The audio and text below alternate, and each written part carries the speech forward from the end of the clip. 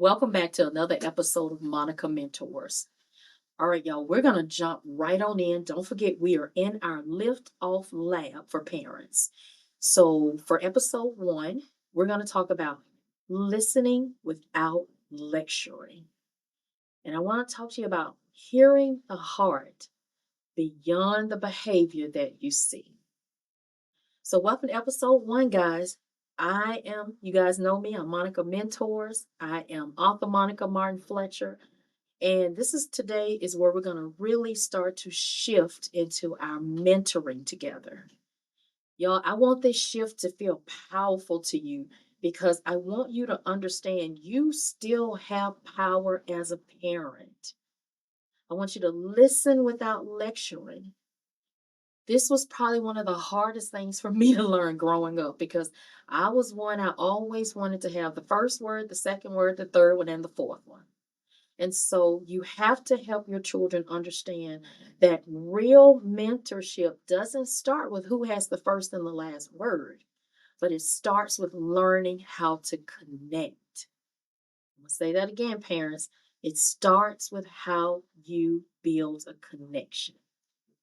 And so your child doesn't just need your advice, i.e., how to get the next stock tip, how to open up the next banking account, how to get on the next committee to be in some type of high level governmental position.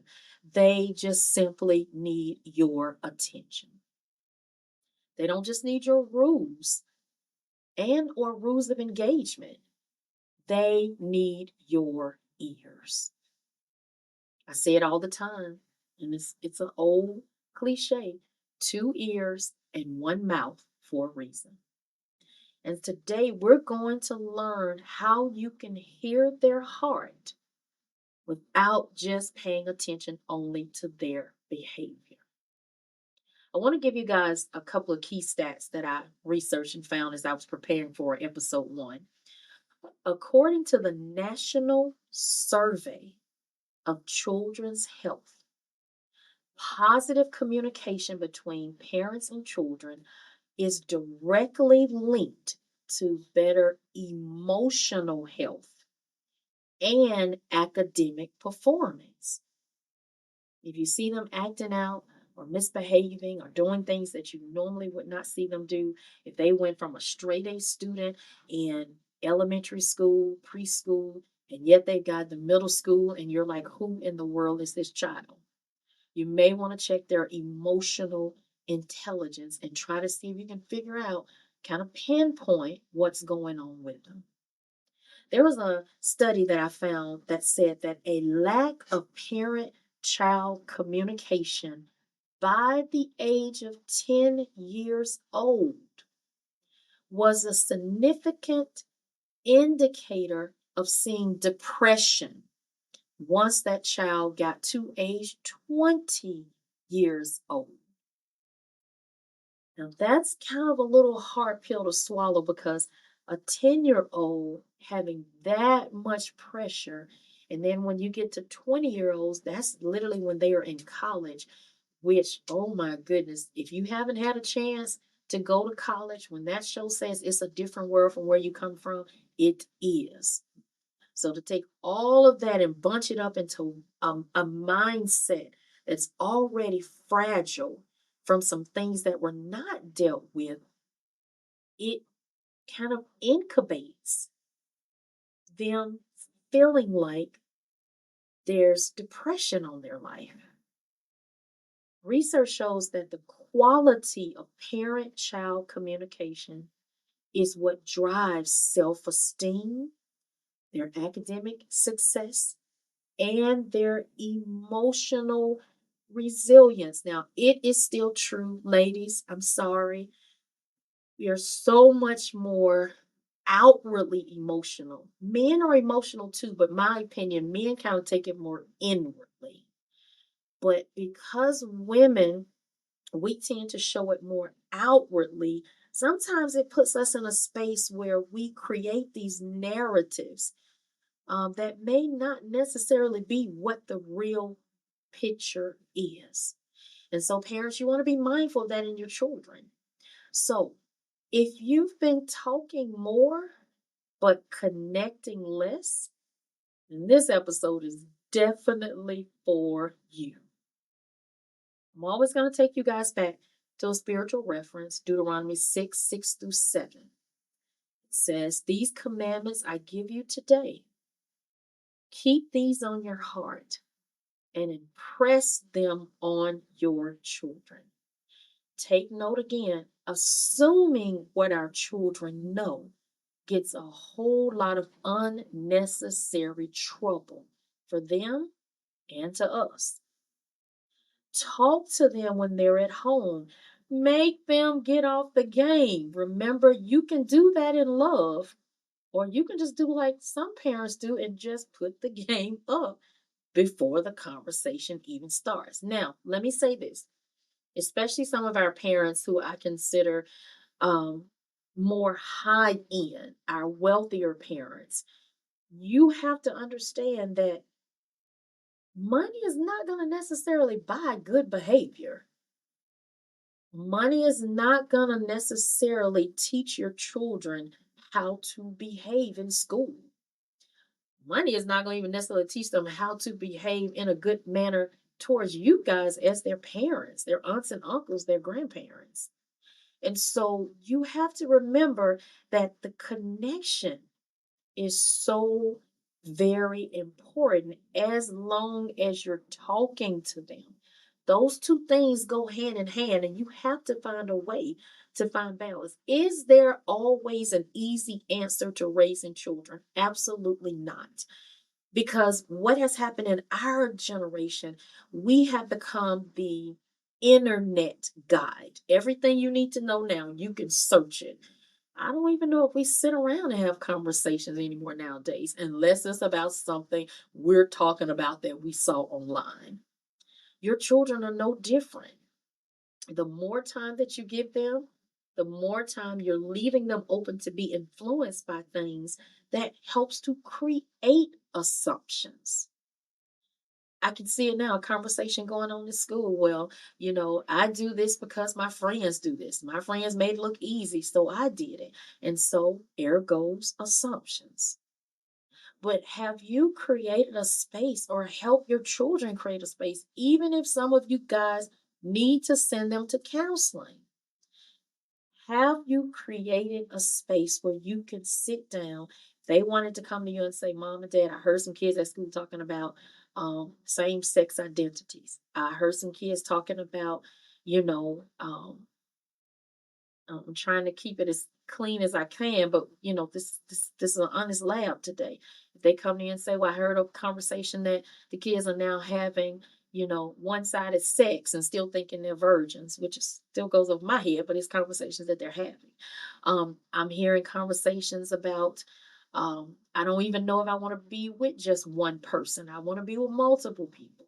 I don't like guys my age, girls my age, so I choose to date older. Like, can your children come to you and sit down and have conversations with you? And can you listen without forming an opinion that makes them feel like you're judging them, or you telling them stay away from those friends? Why? You got to figure out a way to find balance in that. One of the reasons that I chose to do this liftoff lab is because so many of you are missing out on pivotal red flags that your children are showing you. And listen, the one thing I used to always hear in my family, I'm not going to ever tell anybody what my children are doing or not doing. Because the thing that you think they're not doing, if they're not doing it, I promise you they've heard some conversations about it. Lift off takeaways from your previous episode. Based on last week's conversations, we established that the truth is what's going to help us lay the foundation for mentoring with intention.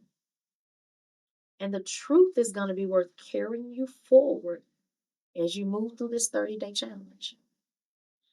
If you are not ready to be truthful and honest with your children, And at this point, I would just rather you pass this mentorship opportunity on to someone else.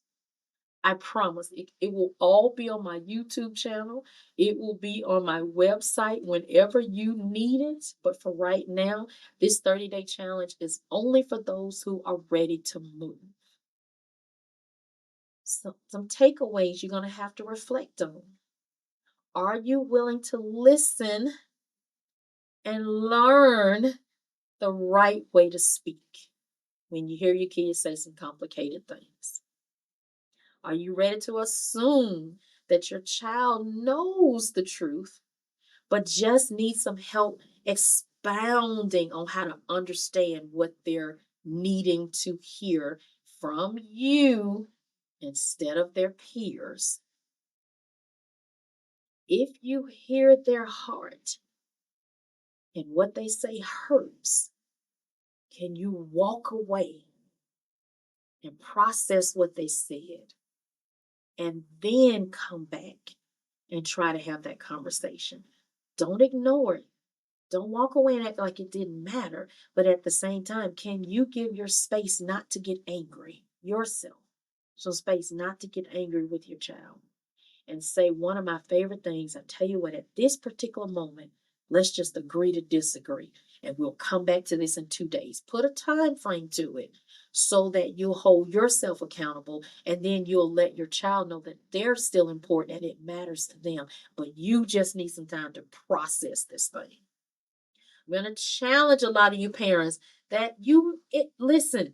We talked about this before. There's an episode I did, What Makes Us So Angry. It's a lot of stuff. Politics, our job, our relationships, our money being funny, our investments all over the place. There's a lot of things. And so adding additional things sometimes can set a lot of us off. Walk away. But make a reasonable time frame. My mentoring suggestion, 48 hours. Try to not make it go any longer than that. Okay? Now, you may have to document your child's behavior during this journey. Remember, I asked everybody, make sure you get a journal, your notepads. I'm a stickler for writing notes in my phone. I lost them recently, so I might not want to start doing that going forward, but I do have a journal. And then that's another way to show that you're listening. If you need to observe their behavior for a couple days before you approach them with a conversation, definitely do that. Because a lot of times what happens with our kids, I notice this on my nieces and nephews, I'll see some behavior and I might bring it to their attention, and Lord, they will act like they're clueless. But then when I give them specifics, this is what I hear all the time. Oh yeah, auntie, yeah, I did that. And I'm thinking, well, okay, now amnesia is gone. But because I took the time to write that down and I took a day or two to process it, so when I did approach them, I could look at it from a way to help them and not necessarily criticizing them about that behavior. This is the core teaching of what you're going to learn throughout this series. Listening is more than just a parenting skill. My opinion, it is a spiritual discipline. You got to remember, our children are bombarded with so much noise. Most noise we had in my generation was all the kids mad because when the street lights came on, we had to come in the house. But these kids have political noises, parental noises, educational noises, so much political. I say it again, so much political noise right now. And so they have so many distractions on top of trying to get a good night's sleep, getting their homework done, getting their lessons done. So their ability to listen and you listening to them should almost become like a sacred act in this 30-day process of this mentoring program. It is going to be how you tune into their hearts, not just their habits, mom and dad.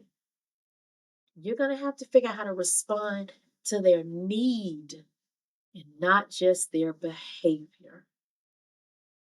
In one of my previous episodes on my Monica Mentors platform, it was called The Power of Presence.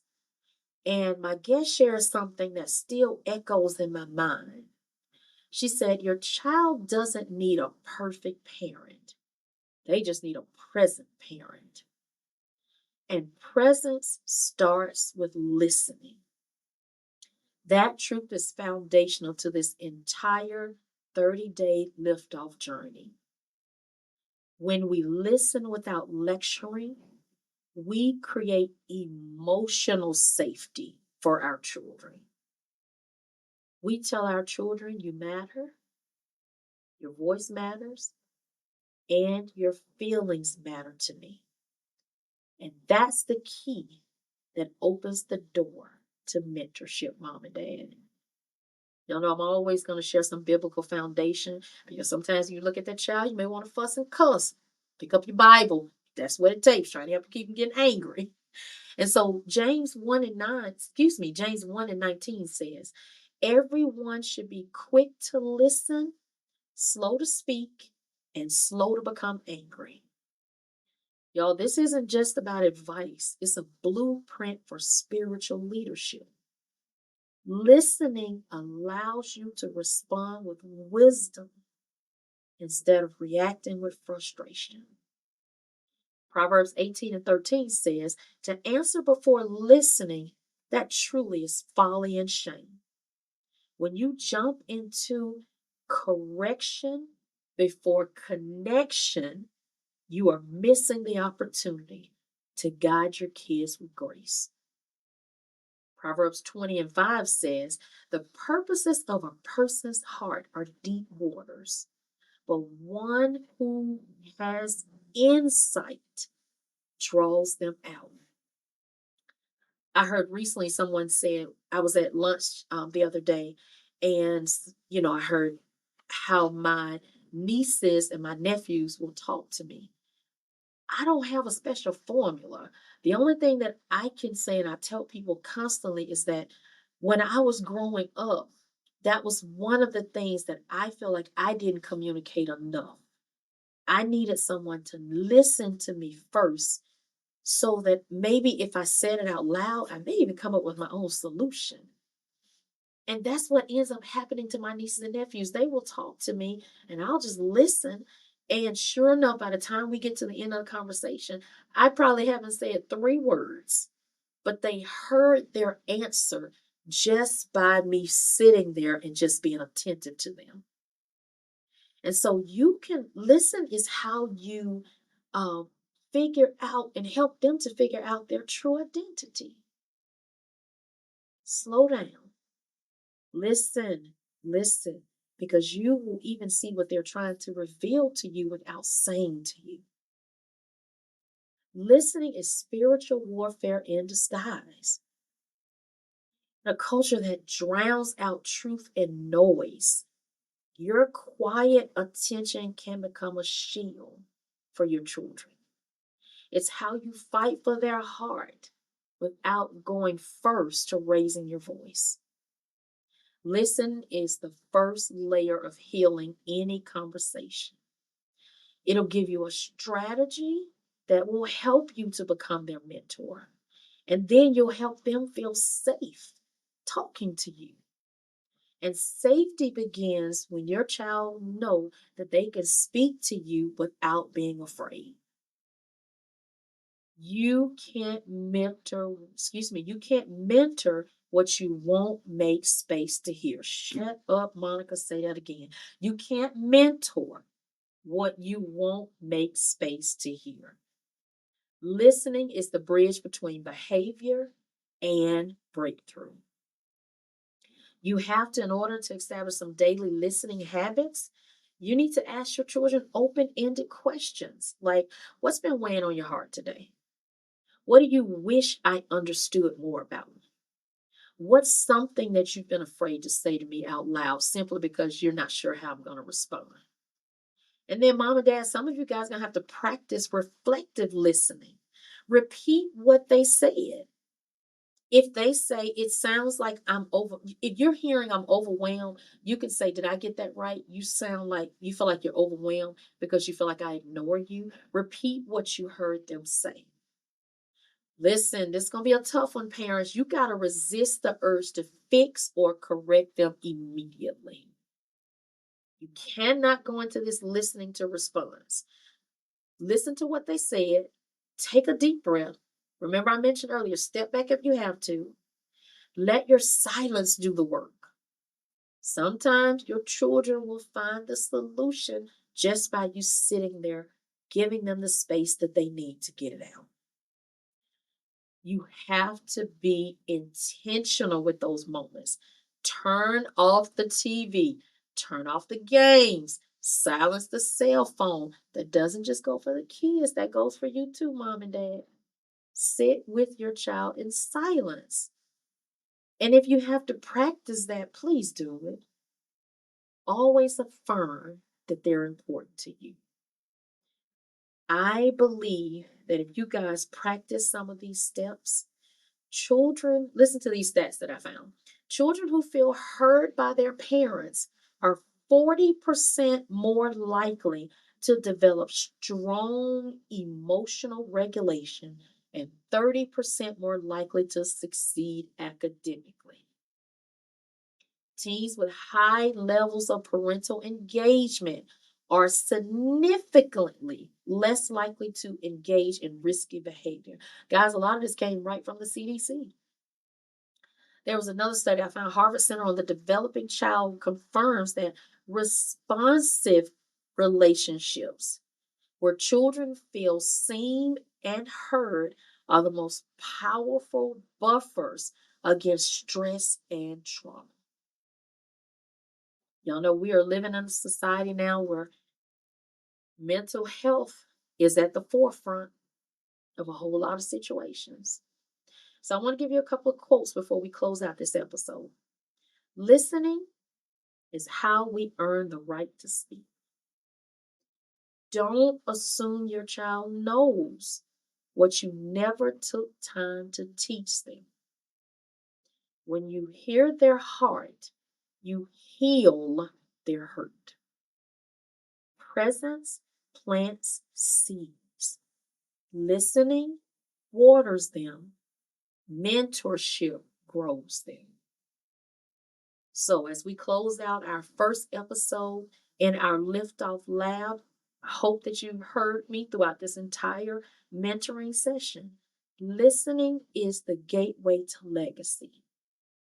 When you choose to hear your child's heart before correcting the behavior, you're not just parenting, you're mentoring. You're stepping into a sacred role of guidance as their leader. And in a generation that's drowning in influence, your quiet attention becomes a lifeline. Proverbs 20:5 reminds all of us that the purpose of a person's heart are deep waters. The one who has insight draws them out. That means you might have to not come into it with the fix it attitude, but you're helping to draw them into their divine purpose that God placed within their hearts. That kind of insight doesn't come from lecturing mom and dad, it comes from listening. So I wrote this quick little prayer. I want you guys to pray over your kids as we're doing this 30-day challenge. It says, Lord, help me to be quick to listen and slow to speak.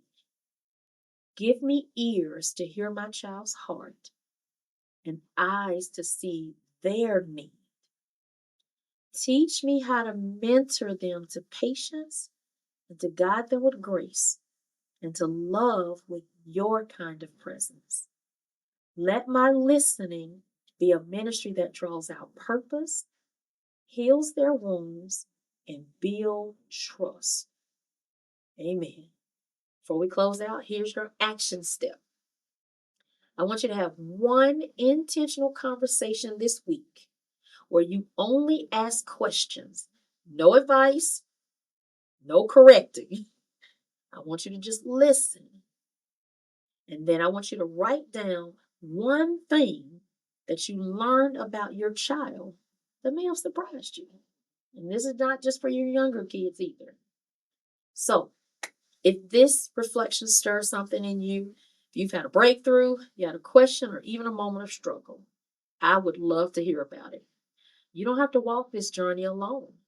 You can send me a message on IG, Monica J.M. Fletcher, or you can visit my website at monicamartinfletcher.com. Let me know that you're learning. I want to know what you're wrestling with. I want to know what you need support with. I am here to walk with you for the next 30 days. I'm here to pray with you. I'm here to mentor with you as you mentor your child. Remember, mom and dad, your story does matter. Your voice matters, and your parenting journey is sacred. Remember now that listening is the language of legacy. All right, guys, I'll see you on the next episode. Monica Mentors. Be blessed.